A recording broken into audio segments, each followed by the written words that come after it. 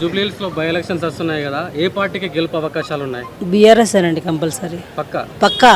ఎందుకంటే బీఆర్ఎస్ గెలుపుకి అవకాశాలు. కేసీఆర్ గారు అన్ని పథకాలు తీసుకొచ్చారు, అవి ప్రజల్లోకి వచ్చేలాగా చేశారు. అలాగే ఎమ్మెల్యే గారు మా మాగంటి గోపినాథ్ గారు చనిపోయినా సరే ఆయన పేరు ఎప్పటికీ ఉండిపోయింది.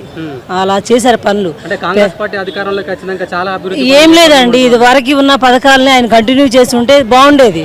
ఉన్న వాళ్ళు కడుపు కొట్టి మళ్ళీ ఉన్న వాళ్ళే వేసుకుంటున్నారు కానీ పేద ప్రజలకు ఎవరు కూడా న్యాయం చేయలేదు. ఆయన వల్ల ఏమీ కాదు, చేయలేడు కూడా. అంటే గత 10 సంవత్సరాలలో కనీసం జూబ్లీహిల్స్ ఎటువంటి అభివృద్ధికి నోచుకోలేదని చెప్పేసి కాంగ్రెస్ నాయకులు చెప్తున్నారు. ఎవరండి వచ్చి చూడమని చెప్పండి. ఈ రోడ్లు ఎవరు వేసిరండి? బీఆర్ఎస్ చేయింది ఏం లేదు. ప్రతి ఒక్క పేదవాళ్ళకి ఏదైనా హెల్ప్ అయిందంటే కేవలం పార్టీ వల్లనే అయింది, బీఆర్ఎస్ పార్టీ వల్లనే అయింది.